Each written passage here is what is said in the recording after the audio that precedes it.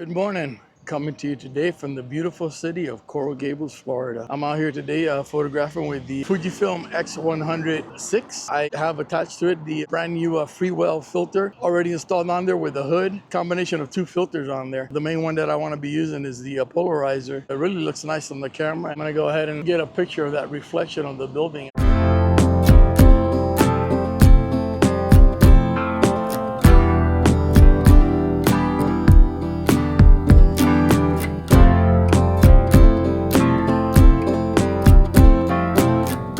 I see an interesting composition here. I also noticed on my left hand side there's a reflection on those windows, and perhaps that might be something I can include in the picture. It was really interesting to see on the windows when I turned the polarizing filter, I could get the building to show up more or less by turning the polarizer. So what you want to do for this photograph is actually remove the polarization so that you can actually get more of the reflection of the building in the windows.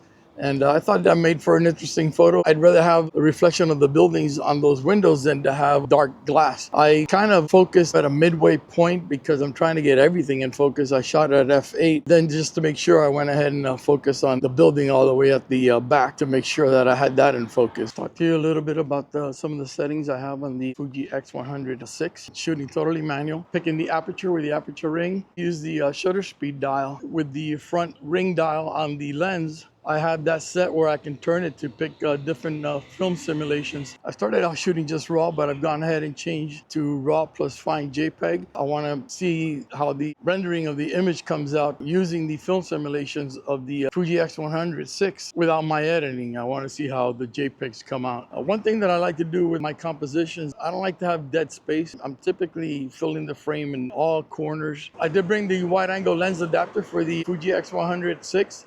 And I also brought the telephoto adapter, but it's such a pain in the neck to put it on because you got to screw it on like you would a filter. It makes the front of the camera much bigger because you're attaching a giant lens on there, especially for the telephoto. For that reason, a lot of times I bring it with me and I end up not using it. This image here, I went ahead and photographed it, polarizing it, and then removing the polarization from those windows, just so that I could show you the effect that the polarizing filter can have using the Fuji X100VI and the Freewel polarizing filter. It's going to be a little bit more challenging right now because I'm actually walking towards the sun. I got these two images because as I'm walking with the sun on my face, I make it a point to go ahead and turn around and see what's behind me, and I found this composition. What I love about the challenge of shooting with the fixed lens, I like to fill the frame, making sure that all the corners have something of interest. I mentioned about always looking behind you for photo opportunities. Well, this one came to me because I actually looked up and found this composition that I thought was kind of interesting. The light drew me to this beautiful building, and I started looking at the ways to compose it. And then I saw the building to the side of it, and my left had a little bit of like a ledge kind of sticking out. And I actually moved around with my feet back and forth, trying to compose in a way where it's actually framing the building. I'm also going to go ahead and take it without the building on the left-hand side and see which one looks better. This image here is that building that I told you was on the left-hand side. And again, I got this picture because I looked up and I took it in black and white.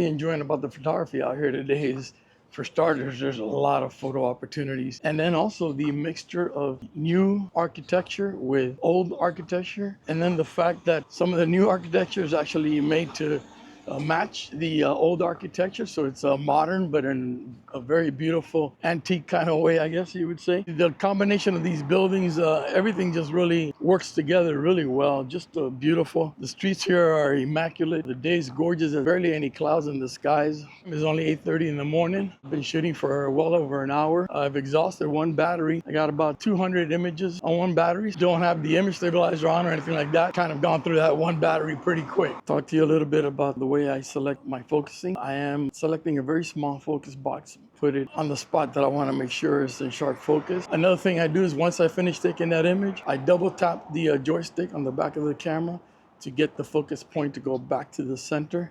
And that way the camera, to me, is always ready to go just in case an opportunity arises. I know that the focus point is dead center of the viewfinder. A lot of times you'll find that I have leaning lines in my pictures. For example, in this image, you'll find that the palm trees on the right-hand side, I have a nice leaning line that way. What I did for this image of the statue of the Ponce de Leon, I went ahead and changed the aperture to 2.0. I needed to go ahead and turn on the neutral density filter. I put the focus point on the eye. I like to include street lights, sometimes maybe even the signs. You'll see that I like to compose where the street lights are actually helping frame the image. When I first started in photography, I was always looking to eliminate signs and street lights, and now I'm looking to include them in and see if they actually make for an interesting image. Kind of funny how your taste changes with photography. This image here I took two, just so that I can show you the difference between turning the polarizer and getting the polarizing effect and the image without the polarizing effect, so that you can see how well this polarizer is working, getting rid of glare on the windows. I came out here on a Saturday morning. I started taking pictures right around 7. One reason you want to come out here early, as the day progresses, you start to see more and more cars parking, and they start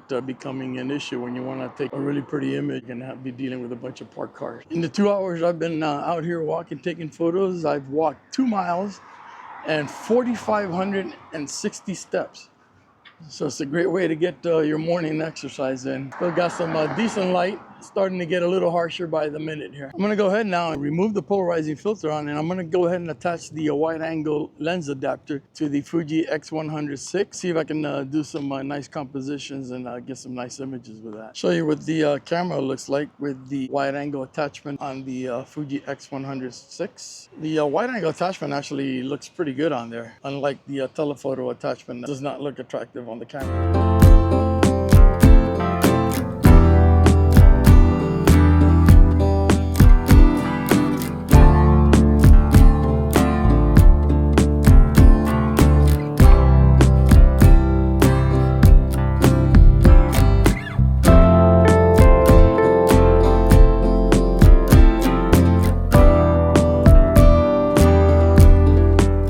These few images here is another example why you want to make sure you look up also. And I shot it in black and white, and I think it could be pretty interesting. I am also shooting in RAW. If I find that perhaps it would look better in color or in one of the other film simulations, I'll have that ability to do that.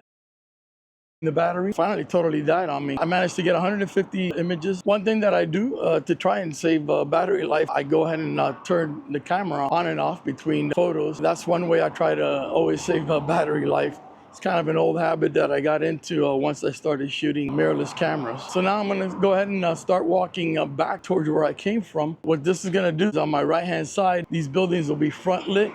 Some of the same buildings that I was actually taking photos of. I'm walking on the shadow side of the street now, and we'll see what kind of interesting opportunities I get as I get back into the heart of downtown Coral Gables.